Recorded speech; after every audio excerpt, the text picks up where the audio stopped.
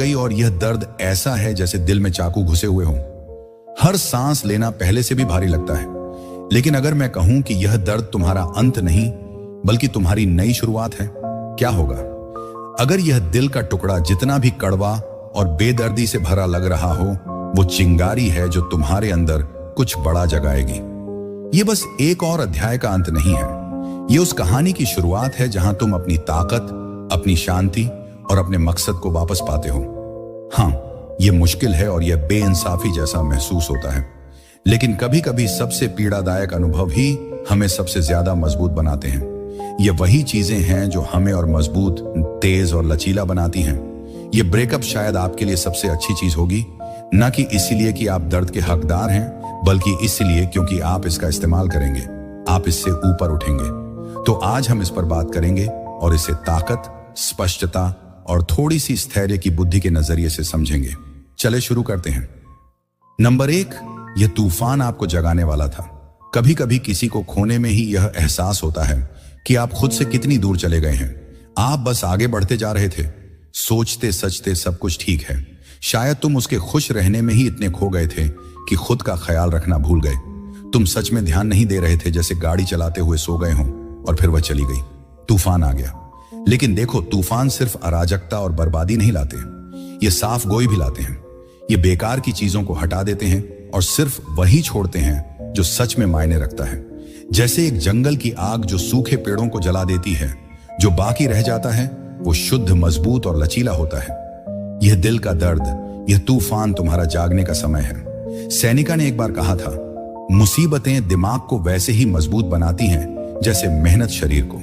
तूफान को गालियां देने के बजाय उसमें चलना सीखो। जो दर्द तुम महसूस कर रहे हो वह तुम्हें तेज कर रहा है। यह तुम्हें उन हिस्सों का सामना करने के लिए मजबूर कर रहा है जिन्हें तुमने नजरअंदाज किया या जिनकी अनदेखी की। वो हिस्से जिन्हें बढ़ने की जरूरत थी, वो हिस्से जो बहुत ज्यादा आरामदायक या संतुष्ट थे।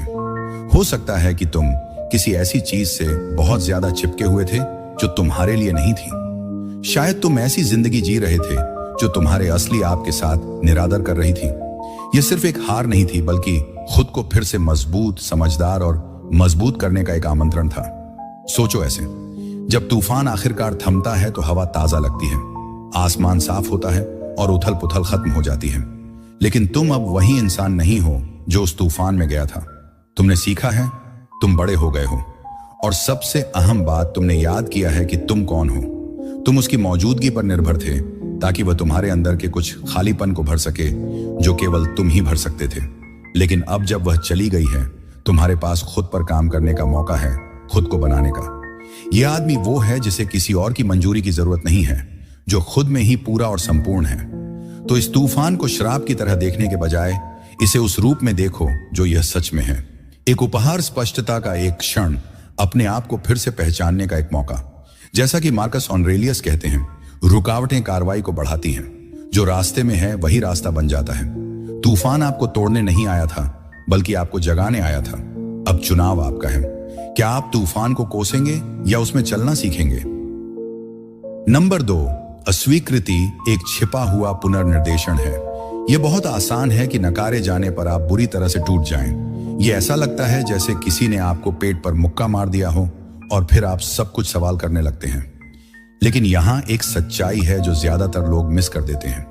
उसने आपको सीधे तौर पर नहीं नकारा, उसने उस आपके संस्करण को नकारा जो अंदर से आप खुद ही छोड़ने वाले थे। देखिए, जिंदगी हमें बढ़ने के लिए मजबूर कर देती है, चाहे हमें पसंद हो या नहीं। और कभी कभी यह बदलाव दर्द, नुकसान या किसी के जाने से होता है, जबकि हम सोचते हैं कि वह तो रुकेंगे। लेकिन क्या होगा अगर उसका जाना एक अंत नहीं था? क्या होगा अगर यह एक नई शुरुआत थी?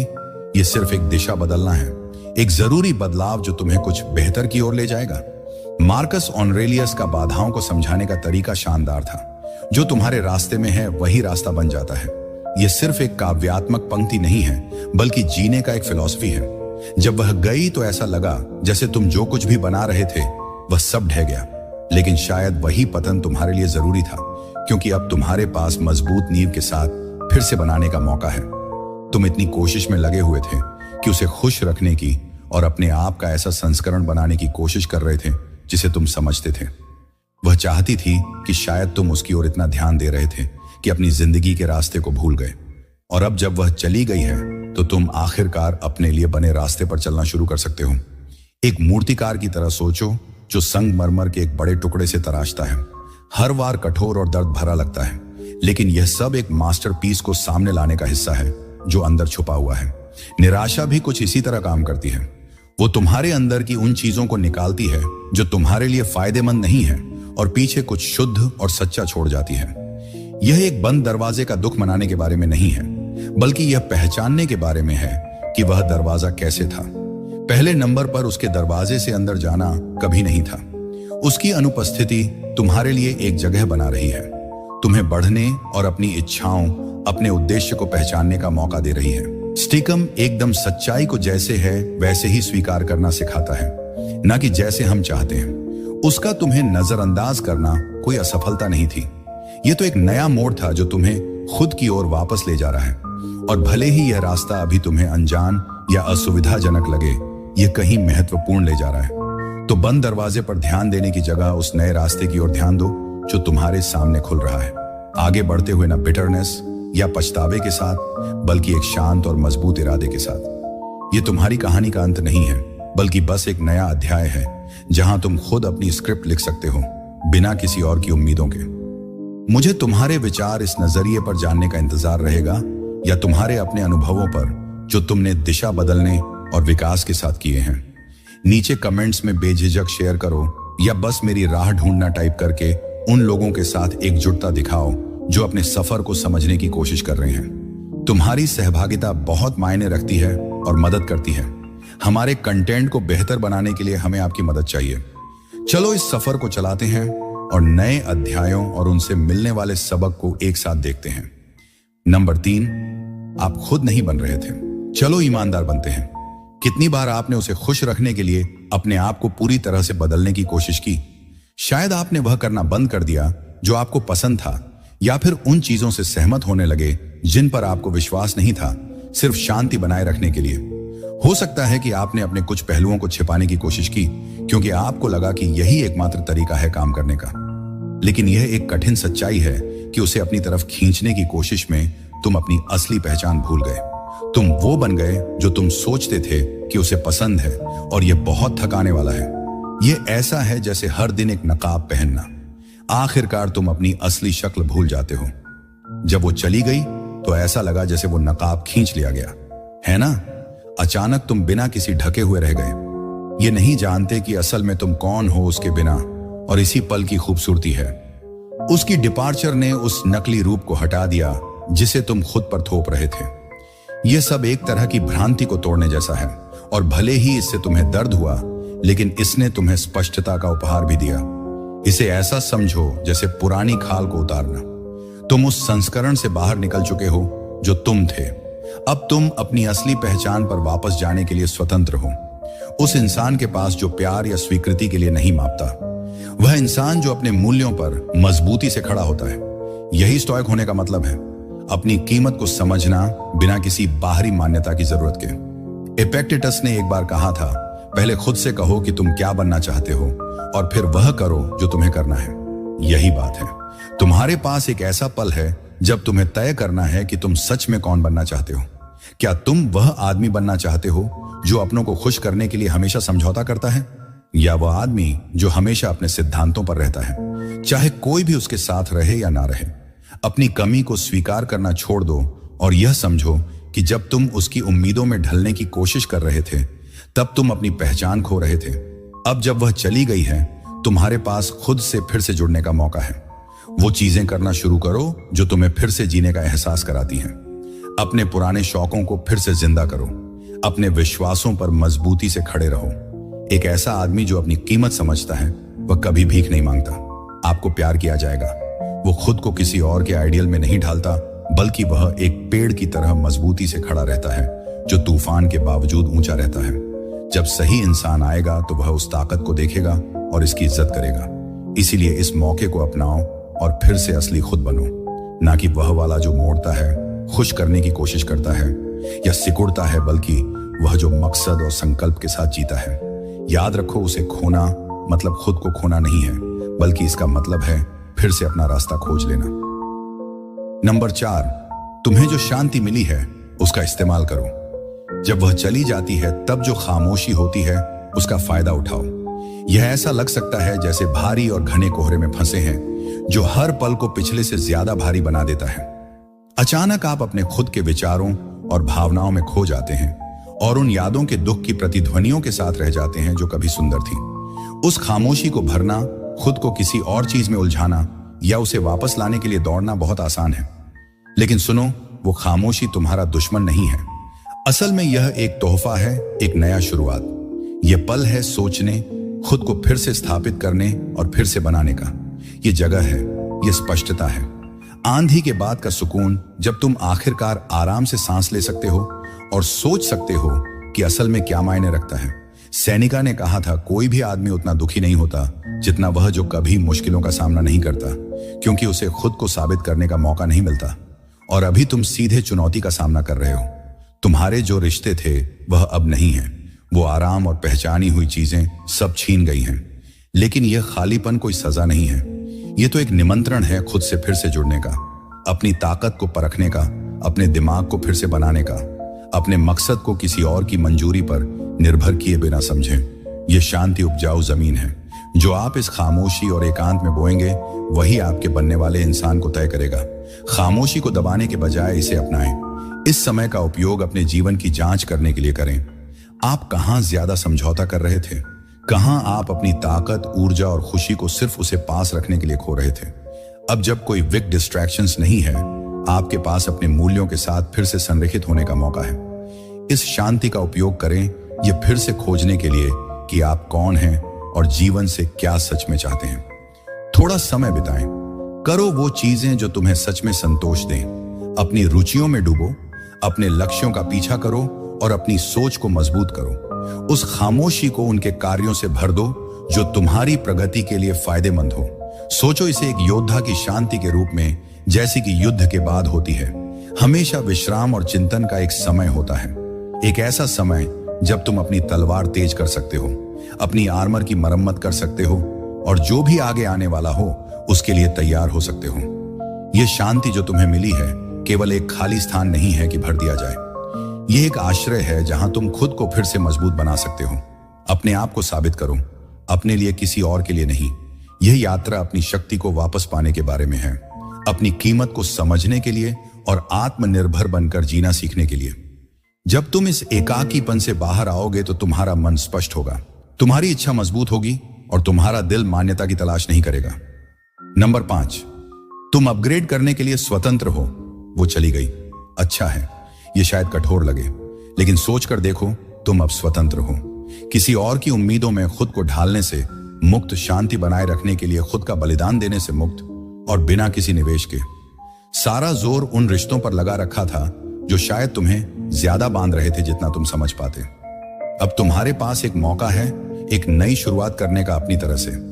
यह बदला लेने या उसे गलत साबित करने की बात नहीं है, ना ही उसे तुम्हारे बदलाव का एहसास कराने की कोशिश करना है। यह एक बेहतर इंसान बनने की बात है, ऐसे इंसान की जो खुद को मान्यता, स्वीकृति या पहचान पाने के लिए झुकता या टूटता नहीं। वह खुद पर काम करता है क्योंकि यही चीज उसके हाथ में है। मार्कस ऑरेलियस ने इसे बेहतरीन तरीके से कहा है, तुम्हारे पास अपने दिमाग पर शक्ति है, बाहरी घटनाओं पर नहीं। इसे समझो और तुम ताकत महसूस करोगे। तुम उसे छोड़ने का फैसला कंट्रोल नहीं कर सकते, लेकिन तुम यह तय कर सकते हो कि तुम कैसे प्रतिक्रिया देते हो, और उस प्रतिक्रिया का मतलब है खुद को अपग्रेड करना। अब जब वह तुम्हारे लिए डिस्ट्रैक्शन नहीं है, तो तुम अपनी जिंदगी, अपने स्टैंडर्ड, अपने दोस्तों और अपने नजरिए को बेहतर बना सकते हो। थोड़ी गहराई से अपनी जिंदगी पर नजर डालो। तुम किससे घिरे हो? क्या वह तुम्हें आगे बढ़ा रहे हैं या तुम्हें नीचे खींच रहे हैं? क्या आप सोच रहे हैं कि वे कौन से लक्ष्य हैं जिन्हें आप टालते आए हैं क्योंकि आप रिश्ते में डूबे रहे? वह कौन सी ख्वाब हैं जिन्हें आपने उसकी खुशी के लिए दरकिनार कर दिया? यह आपका मौका है खुद पर ध्यान देने का, अपनी प्रगति को दोगुना करने का। अपने शरीर, मन और आत्मा में निवेश करना शुरू करें। ऐसे आदतें अपनाएं जो आपके भले के लिए फायदेमंद हों। अपनी क्षमताओं को निखारें और अपने चरित्र को मजबूत करें। ज्यादा पढ़ें, नई चीजें सीखें और खुद को प्रेरित करने वाले, चुनौती देने वाले और आपकी यात्रा में सहयोग देने वाले लोगों के साथ घिरे रहें। और सबसे जरूरी अपने मानकों को बढ़ाएं। तुम्हारी जिंदगी उस तरह के रिश्तों के लिए है जो तुम चाहते हो और उस तरह के आदमी के लिए जो तुम बनना चाहते हो। तुम यह सब किसी को इंप्रेस करने के लिए नहीं कर रहे, बल्कि खुद के लिए कर रहे हो। स्टाइक्स ने हमें सिखाया है कि हमें उसी पर ध्यान देना चाहिए जिसे हम कंट्रोल कर सकते हैं, और जिसे नहीं कर सकते उसे स्वीकार करना चाहिए। तो किसी ऐसे इंसान का पीछा करने में ऊर्जा बर्बाद करने की बजाय जो खुद चला गया, अपनी ऊर्जा को अंदर की ओर लगाओ, खुद को बेहतर बनाओ, अपने अंदर बदलाव लाओ, एक ऐसी जिंदगी बनाओ जो इतनी समृद्ध, इतनी पूर्ण हो और अपनी सिद्धांतों के साथ इतनी मेल खाती हो कि अगर वह कल वापस भी आ जाए तो भी तुम्हें उसकी जरूरत ना पड़े। इस समय को अपने आत्मा के नवीनीकरण के रूप में देखो। तुम कमजोर हिस्सों को तोड़ रहे हो और उन्हें ताकत के साथ फिर से बना रहे हो। तुम अपने व्यक्तित्व को इतना चमका रहे हो कि जब तुम पीछे मुड़कर देखोगे तो समझोगे कि उसका जाना तुम्हारे असली सामर्थ्य को जगाने का कारण बना। अब तुम आजाद हो अपनी जिंदगी को आगे बढ़ाने के लिए, उस आदमी बनने के लिए जो तुम हमेशा से बनने वाले थे। नंबर 6, लगाव तुम्हारी दृष्टि को धुंधला कर रहा था। तुमने सोचा कि यह प्यार है और खुद को यकीन दिलाया कि इसका गहराई, तेरे जज्बात कुछ गहरे, कुछ स्थायी थे। लेकिन अब जब तू पीछे मुड़कर देख रहा है तो सब कुछ और साफ दिखने लगा है। सच तो यह है कि वो प्यार नहीं था, वह बस एक लगाव था, और इसमें बहुत बड़ा फर्क है। लगाव में चिपके रहना होता है, ये किसी चीज को कसकर थामे रहना है। ऐसा नहीं कि वो तुझे नरिशस करती है, बल्कि इसलिए कि तू उस चीज के बिना अपनी जिंदगी को कैसे देखेगा, इससे डरता है। तुझे खालीपन, खामोशी और अकेलापन का डर था, इसीलिए तू कोशिश करता रहा, समझौते करता रहा, बहाने बनाता रहा। लेकिन अब जो धुंध थी वो हट चुकी है। उसका जाना कुछ ऐसा था जैसे एक तेज हवा चली जिसने सारे कुहासे को उड़ा दिया। उस साफ सुथरे दृश्य में तुम आखिरकार देख पाते हो कि तुमने किस किस चीज को सहन किया है। तुम्हें वो लाल झंडे नजर आने लगते हैं जिन्हें तुमने अनदेखा कर दिया था, अपने अंदर के हिस्सों को भी जिन्हें तुमने लड़ाई से बचने के लिए बंद कर रखा था, वो असुविधा जिसे तुमने प्यार की एक झूठी धारणा के नीचे दबा दिया था। तुम इतना उसकी छवि में खो गए थे कि तुमने असली जरूरतों को भुला दिया। तुम्हारे लिए स्वीकृति, मान्यता और परिचितता की चाह थी, और यह सब एक सुरक्षा जाल बन गया था जो तुम्हें अपनी कमियों और असुरक्षाओं से दूर रख रहा था। यह तुम्हें बढ़ने से रोक रहा था। जैसे एपिक्टेटस ने कहा था, सिर्फ शिक्षित लोग ही आजाद होते हैं। और भाई, तुम अभी अभी ग्रेजुएट हुए हो। यह अनुभव ही तुम्हारी शिक्षा थी। यह वो आग थी जिसने तुम्हारी भ्रांतियों को जला दिया और सिर्फ सच को छोड़ दिया। अब तुम्हारे पास ऐसे निर्णय लेने की ताकत है जो असलियता में है, ना कि डिसएस्पिरेशन में। एक पल निकालो उस नई स्पष्टता की सराहना करने के लिए। इसे एक उपहार की तरह देखो। अब तुम हर चीज का आकलन ताकत के स्थान से कर सकते हो, कमजोरी से नहीं। तुम अपनी खुद की कीमत पहचान सकते हो, और जो चीजें वास्तव में तुम्हारे मूल्यों के अनुकूल नहीं हैं, उनके लिए समझौता करना बंद कर सकते हो। ये जैसे धूल को साफ करने जैसा है। देखो, आखिरकार तुम खुद को उस तरह देख रहे हो जैसे तुम हो ना कि जैसे तुम बनने की कोशिश कर रहे थे। और यही असली विकास की तरफ पहला कदम है, असली आत्मविश्वास की तरफ। एक ऐसा जीवन जो सिद्धांतों पर आधारित हो, न कि बस ख्वाबों पर। अब तुम उस टूटने की सच्चाई को देख पा रहे हो जिसे तुम हमेशा छिपा रहे थे। तुम उन दरारों, कमजोरियों और उन समझौतों को देख सकते हो जो तुमने कुछ ऐसा थामने के लिए किए थे जो कभी भी टिकने वाला नहीं था। और अब तुम ईमानदारी, साहस और इरादे के साथ फिर से निर्माण कर सकते हो। तुम आजाद हो उस लगाव से जो तुम्हें किसी ऐसे व्यक्ति के साथ बांधे रखता था जो यात्रा आपके लिए नहीं थी, बल्कि यह आपके अपने विकास, अपनी खुशी और अपने उद्देश्य पर ध्यान केंद्रित करने का वक्त है। याद रखें, स्पष्टता ही ताकत है। और अब जब आप चीजों को साफ साफ देख पा रहे हैं तो आपकी राह में कोई भी चीज आपको उस इंसान बनने से नहीं रोक सकती जो आप होना चाहते हैं। अतीत पर विचार करने से अक्सर हमारा रास्ता आगे की ओर साफ हो जाता है।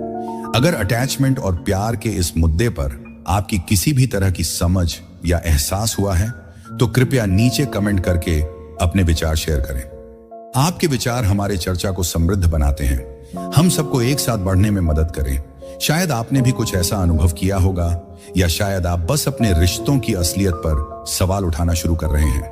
किसी भी तरह से अपनी कहानी साझा करके या बस साफ सफाई की तलाश में टाइप करके आप अपनी आत्म खोज के सफर में एक सक्रिय कदम उठा रहे हैं और दूसरों को भी कम अकेला महसूस कराने में मदद कर रहे हैं। चलिए हम एक दूसरे का समर्थन करते रहें, ताकि हम अपनी समझ को क्रियान्वित कर सकें और एक ऐसा समुदाय बनाएं जहां विकास और असली समझ बढ़ सके।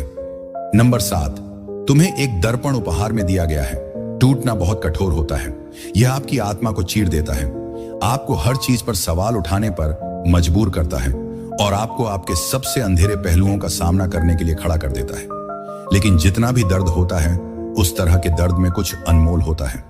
यह सच्चा है या कच्चा है, ये सारे बहाने, सारी सफाई और वह मास्क हटाकर रख देता है जो आपने शांति बनाए रखने के लिए पहने थे। इस दिल तोड़ने ने आपको एक अनमोल चीज दी है, एक आईना। और यह कोई साधारण आईना नहीं है, यह सच्चाई बताता है। यह आपके अहंकार को सहलाता नहीं या झूठ से आपको सांत्वना नहीं देता।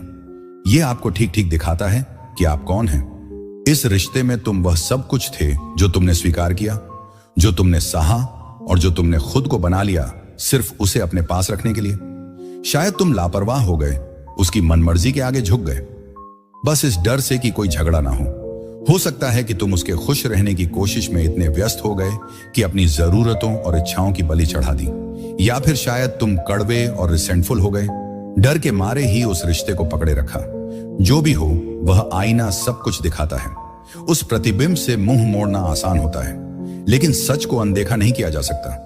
गुस्से या आरोपों से उसे दबाना भी नहीं। तुझे पता है यह गलती होगी, क्योंकि वह दर्पण जितना भी दर्दनाक हो, इस वक्त तेरा सबसे बड़ा शिक्षक है। वो तुझे वह बातें दिखा रहा है जिन पर तेरा ध्यान, विकास और सुधार की जरूरत है। स्टीक्स इस बात को अच्छी तरह समझते थे। वे अपनी कमियों से नहीं भागते थे, बल्कि उनका सामना बहादुरी और विनम्रता के साथ करते थे। मार्कस ऑरेलियस ने लिखा था, एक अच्छे आदमी को क्या होना चाहिए, इस पर बहस करने में और समय बर्बाद मत करो, बन जाओ ऐसा आदमी। ये तेरा मौका है उस ज्ञान को अपने अंदर समेटने का। दर्पण की तरफ मुंह मत मोड़ो, उसे ध्यान से देखो और जो कुछ भी तू देखता है उसे स्वीकार कर। ये सब अपनी ताकत और कमजोरियों के बारे में ईमानदार रहो। क्या तुम प्रेम से कर रहे थे या असुरक्षा की वजह से? क्या तुम अपने मूल्यों के अनुसार जी रहे थे या उन्हें उसकी खातिर धोखा दे रहे थे? अब इस ज्ञान को लो और चुपचाप निरंतर काम करो, ना तो उसके लिए ना किसी और के लिए, बस अपने लिए।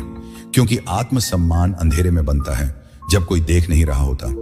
यह उस लगातार प्रयास से कमाया जाता है जो तुम एक बेहतर इंसान बनने में लगाते हो। अपने आप को सुधारना शुरू करो। ऐसी आदतें बनाओ जो तुम्हारे मन, शरीर और आत्मा को मजबूत करें। अपने काम को अपने सिद्धांतों के साथ जोड़ो।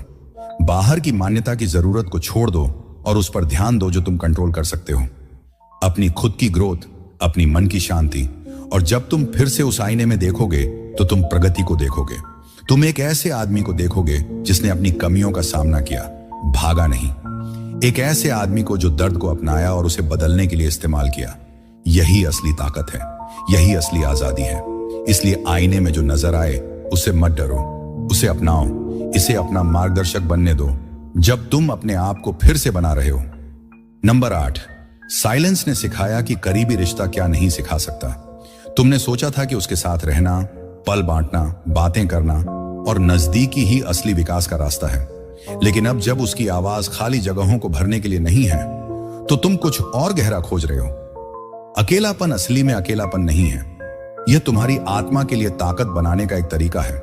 यह वह चूल्हा है जहां असली शख्सियत बनती है।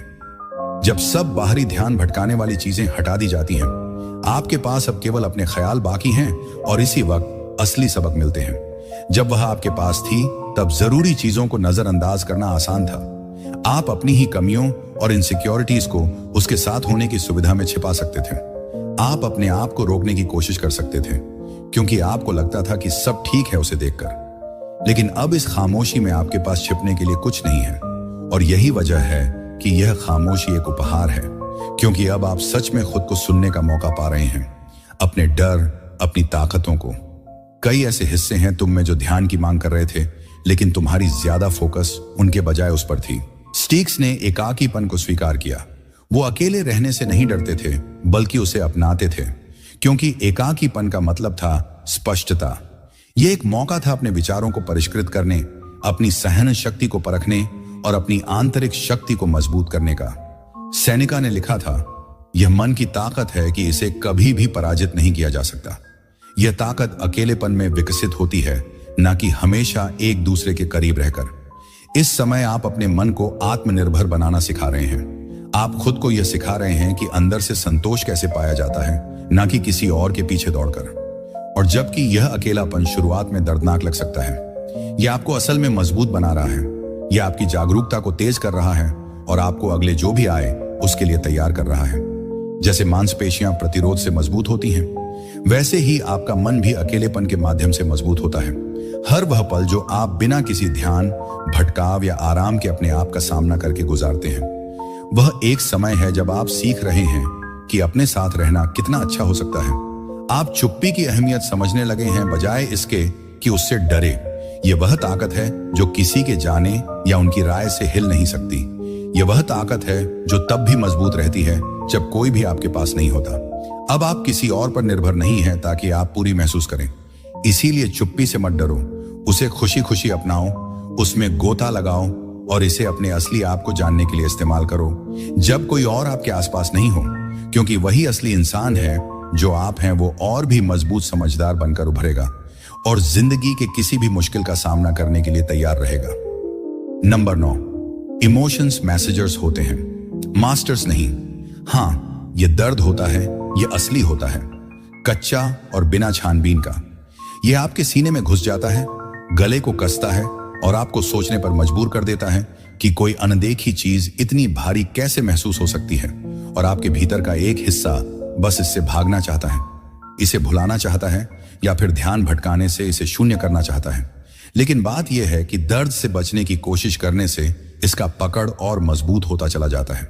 सच यह है कि इमोशंस मैसेजर्स की तरह होते हैं। यह आपके पास कुछ महत्वपूर्ण कहने के लिए आते हैं, लेकिन अगर आप इन्हें अनदेखा करते हैं, यहां तक कि उन्हें दबाने से भी वह गायब नहीं होते, बस उनकी दस्तक और तेज हो जाती है। लेकिन ध्यान देने वाली बात यह है कि वे आपके मालिक नहीं हैं, बल्कि सिर्फ संदेशवाहक हैं। वे आपको नियंत्रित नहीं करते और ना ही आपकी पहचान तय करते हैं। वे बस आते हैं और अपना संदेश देने के लिए। उसके बाद यह आपके ऊपर है कि आप उसके साथ क्या करना चाहते हैं। अपनी भावनाओं को दरवाजा खटखटाने दो, उन्हें सुनो, दर्द, उदासी और गुस्से को मानो, बिना किसी निर्णय के इसे महसूस करो। लेकिन फिर जैसे आप किसी मेहमान को विदा करते हैं जो ज्यादा समय तक रुक गया हो, वैसे ही उन्हें भी कोमलता से दरवाजा दिखा दो। एक ढंग से कहा जा सकता है वो यहां ठहरने के लिए नहीं होते, बल्कि गुजरने के लिए होते हैं। और हर बार आपको थोड़ा समझदार और थोड़ा मजबूत छोड़कर जाते हैं। सैनिका ने कहा था, हम वास्तविकता से ज्यादा अपनी कल्पनाओं में पीड़ित होते हैं, और यह सच है। आपकी ज्यादातर पीड़ा उस पर आधारित नहीं है जो हुआ, बल्कि उन कहानियों पर है जो आप खुद से कह रहे हैं। यह अनंत चक्र है पछतावे का। क्या होता अगर का, और चीजें अलग होती तो कैसे होती। आपका मन असल घटना से कहीं ज्यादा दुख पैदा करता है। लेकिन स्ट्रिक्स बेहतर समझते थे। उन्हें पता था कि भावनाएं अनिवार्य हैं, लेकिन उनके द्वारा शासित होना एक चुनाव है। दर्द महसूस करना आपको कमजोर नहीं बनाता, यह आपको इंसान बनाता है। लेकिन जब दर्द आपकी हरकतों को नियंत्रित करने लगे, आपके फैसलों को धुंधला करें और आपकी शांति को चुरा लें, तब असली दुख शुरू होता है। अपनी भावनाओं का कैदी होने की बजाय उन्हें एक दर्शक की तरह देखिए। जब दुख आए उसे बोलने दीजिए। जब गुस्सा भड़क उठे तो उसकी वजहों को समझिए। जब उदासी टिक जाए तो उसके जड़ों को समझिए। लेकिन याद रखिए, आप मेजबान हैं, बंदी नहीं। आप तय करते हैं कि वे कितनी देर ठहरेंगी और उनसे आप कौन सी सीख लेते हैं। यह तुम्हारा मन है, तुम्हारा क्षेत्र, तुम्हारा किला, और तुम इसे मजबूत करने का चुनाव कर सकते हो या अनियंत्रित भावनाओं के बोझ तले इसे गिरने दे सकते हो। तूफान को आसमान मत समझो। तुम्हारी भावनाएं गुजरते बादल हैं, वह तुम्हारी पहचान नहीं है। अपने मन पर नियंत्रण पाना मतलब कुछ भी महसूस न करना नहीं है। इसका मतलब है कि हर चीज को पूरी तरह से महसूस करना, और जो तुम्हारे लिए फायदेमंद नहीं है उसे छोड़ देना। यह दर्द को अपनाने, उससे सीखने और फिर उस अनुभव के लिए आभार के साथ उसे छोड़ने के बारे में है। तुम यहां सिर्फ रहने के लिए नहीं आए हो। आप अपनी भावनाओं के गुलाम बनकर यहां हैं ताकि उन्हें समझ सकें, उनसे सीख सकें और उनकी वजह से और मजबूत बन सकें। नंबर 10, अब आपके पास वह सारी ताकत है जो आप चाहते थे। आपको अब वह कंट्रोल मिला है जिसके बारे में ज्यादातर लोग सिर्फ ख्वाब देखते हैं। यह किसी और के चुनाव पर हर डोमिनेंस नहीं करने के बारे में है, ना ही उन्हें वापस लाने के लिए उन्हें मैनिपुलेट करने के। यह अपने मन, अपनी शांति और अपनी ताकत को वापस पाने के बारे में है। जैसे ही आप दौड़ना बंद करते हैं, जरूरतमंद होना छोड़ते हैं और चिपकना बंद करते हैं, सब कुछ बदल जाएगा। उम्मीद है कि वह वापस आएगी, तभी सब कुछ बदल जाता है। तुम अछूत बन जाते हो, और नहीं, ये बुरा नहीं है, ये कठोर नहीं है, ये बस स्पष्टता है, खुद की एक स्पष्टता। जब तुम उसे पाने की कोशिश में इतने उलझे थे तो तुमने अपना सामर्थ्य एक एक करके खो दिया। तुमने अपनी खुशी उसके हाथों में सौंप दी। तुमने अपनी कीमत उसकी नजर में देखी। तुम उसकी स्वीकृति की उम्मीद में जीते रहे, लेकिन अब यह सब पीछे छूट चुका है। स्टाइक्स ने इसको अच्छे से समझा था। एपिक्टेटस ने सिखाया कि जो चीजें तुम्हारे बाहर हैं, यहां का नियंत्रण कभी भी असल में तुम्हारा नहीं होता, और इसमें उसके फैसले, उसके भावनाएं भी शामिल हैं। तुम यह नहीं नियंत्रित कर सकते कि वह कब चलकर चली जाएगी या किसी और को चुन लेगी, लेकिन तुम यह नियंत्रित कर सकते हो कि तुम कैसे प्रतिक्रिया करते हो। तुम यह नियंत्रित कर सकते हो कि तुम खुद को कैसे फिर से बनाते हो। तुम यहां उसे वापस पाने के लिए नहीं हो, बल्कि अपने आप को वापस पाने के लिए हो। उस ऊर्जा, समय और ध्यान को फिर से हासिल करने के लिए जो तुमने उसमें लगा दिया था, और उसे अपने विकास, अपनी खुशी और अपने मकसद की ओर मोड़ने के लिए जरा सोचो, और क्या ज्यादा ताकतवर है, किसी को खींच कर उनकी परवाह करवाना या ऐसा जीवन बनाना जो इतना संतोषजनक हो कि तुम्हें उनकी मंजूरी की जरूरत ना पड़े। जब तुम बाद वाला रास्ता चुनते हो तो तुम्हें पहले ही जीत मिल जाती है, क्योंकि अब तुम प्रचुरता से काम कर रहे हो, कमी के भाव से नहीं। तुम अपने ही सिद्धांतों से प्रेरित हो, ना कि किसी और के प्यार या स्वीकार्यता की चाह से। मार्कस ऑरेलियस ने कहा था, तुम्हारे मन पर तुम्हारा ही अधिकार है, बाहर की घटनाओं पर नहीं। इसे समझो और तुम शक्ति पाएंगे। ठीक यही तुम अभी कर रहे हो। तुमने वह शक्ति वापस ले ली है जो तुमने पहले इतनी आसानी से किसी और को दे दी थी। और जो बात इसे खूबसूरत बनाती है वो यह है कि कोई भी इसे तुमसे नहीं छीन सकता। यह किसी तरह की बेपरवाही या अपने जज्बातों को बंद करने के बारे में नहीं है, बल्कि यह समझने के बारे में है कि तुम्हारी मानसिक शांति की रक्षा करना तुम्हारा काम है। तुम्हारी कीमत किसी और की स्नेह या अनुमोदन पर निर्भर नहीं है। तुम खुद में ही पूरे हो, और जब तुम यह महसूस कर लेते हो, जब तुम इसे अपनी रगों में गहराई तक महसूस कर लेते हो, तो तुम बेमिसाल बन जाते हो, क्योंकि अब तुम्हारी खुशी किसी और के हाथों में नहीं रहती। यह सब तुम्हारे अंदर ही है। एक स्ट्रॉइक आदमी ना तो पीछे भागता है, ना ही भीख मांगता है, और ना ही अपने आत्मसम्मान को किसी को वापस पाने के लिए गिरवी रखता है। वो अपने आप पर काबू पाने की कोशिश करता है, अपने चरित्र को निखारता है और एक ऐसी जिंदगी बनाने की कोशिश करता है जो इतनी संतोषजनक हो कि किसी का उसने खारिज कर दिया, छोड़ दिया या विश्वासघात किया वह उसकी कीमत नहीं घटा सके। अब तुम्हारे पास सारी ताकत है, और तुम इस ताकत का क्या करते हो यह तय करेगा कि तुम किस तरह का आदमी बनोगे। नंबर 11, यह बस शुरुआत है, अंत नहीं। यह तुम्हारा पतन नहीं है, यह तो तुम्हारी उड़ान भरने का समय है। यह महसूस करना आसान है कि सब कुछ तुम्हारे आसपास ठहरा रहा है। तुम पूरी तरह से टूट चुके हो, लेकिन सच यह है कि तुम टूटे नहीं हो। तुम तो फिर से बन रहे हो। हर रुकावट, हर दिल का दर्द, हर तकलीफ, देह सीख इस प्रक्रिया का हिस्सा है। जो तुम अभी अनुभव कर रहे हो वह पुराने ढांचों को तोड़ने का काम है जो अब तुम्हारे लिए फायदेमंद नहीं है। शायद यह सब बहुत कठोर और अन्यायपूर्ण लगता है, लेकिन दोबारा बनना आसान नहीं होता। यह तुम्हें चुनौती देता है, तुम्हें मजबूत बनाता है, और तुम्हें उन हिस्सों का सामना करने पर मजबूर करता है जिन्हें तुम हमेशा नजरअंदाज या दबा देते थे। तुम एक इरादे के साथ चलते हो। अब तुम बेहाल नहीं हो, ना किसी और को खुश करने की कोशिश कर रहे हो, ना ही किसी ऐसी चीज के पीछे भाग रहे हो जो तुम्हारी असली पहचान से मेल नहीं खाती। तुम सीमाएं तय करते हो। ये दीवारें नहीं हैं कि लोगों को बाहर रख सको, बल्कि यह गाइडलाइंस हैं जो तुम्हारी शांति को बचाने और तुम्हारी इज्जत को बनाए रखने के लिए है। स्टोइक ने इस बात को अच्छे से समझा था। उन्होंने जो खो गया उसके लिए ऊर्जा बर्बाद नहीं की, बल्कि उन्होंने उन राखों से नए सिरे से कुछ बनाने पर ध्यान दिया। सेनेका ने एक बार कहा था, हर नई शुरुआत किसी दूसरी शुरुआत के अंत से आती है। तुम यहां खड़े हो, कुछ नया शुरू करने के दरवाजे पर खड़े हो, और तुम तय करते हो कि यह नया क्या होगा। तुम आगे बढ़ते हो शांत मन से, ना कि गुस्से या कड़वाहट के साथ, बल्कि उस आत्मविश्वास के साथ जो एक आदमी में होता है जिसने अपने दर्द का सामना किया, उससे सीखा और मजबूत होकर बाहर आया। तुम अपने अतीत से भाग नहीं रहे हो या उसे मिटाने की कोशिश नहीं कर रहे हो, बल्कि तुम उसे अपने में शामिल कर रहे हो। उसे तुम्हें और तेज और निखारने के लिए इस्तेमाल कर रहे हो। तुम खुद को एक ऐसी शक्ल में ढाल रहे हो जो ज्यादा सहनशील और ज्यादा जागरूक है। जैसे कि एक स्ट्राइक ना तो कड़वा, ना गुस्से में, बल्कि अच्छा ऐसा अच्छा जो ना तो नकली हो सकता है और ना ही बलात्कृत किया जा सकता है। यह मेहनत से कमाया गया है, अपने अंदर झांकने से और बिना रुके प्रगति की खोज से। जब अगला अध्याय आएगा और वह आएगा, तुम उसमें सिर ऊंचा करके दिल भरा हुआ और आत्मा जलती हुई कदम रखोगे। तुम्हें किसी की मंजूरी या मान्यता की जरूरत नहीं होगी, क्योंकि तुमने वह पहले ही अपने आप को दे दी है। तुम समझोगे कि असली ताकत तुम्हारे अंदर से आती है। यह तुम्हारी कहानी का अंत नहीं है, बल्कि एक नए अध्याय की शुरुआत है। और इस बार तुम इसे अपनी शर्तों पर लिख रहे हो, समझदारी और मजबूती के साथ। यह एक ऐसे आदमी की शांति और मजबूती की बात कर रहा है जिसने अपने डर और मुश्किलों का सामना किया है और अब वह बेहतर हो चुका है। तुम इस बात से परिभाषित नहीं होते कि कौन तुम्हें छोड़कर चला गया, बल्कि तुम इस बात से परिभाषित होते हो कि तुम कैसे उठते हो, और अभी तुम उठ रहे हो। चलो आज की यात्रा का समापन करते हुए एक पल रुकते हैं और इस दर्द पर सोचते हैं।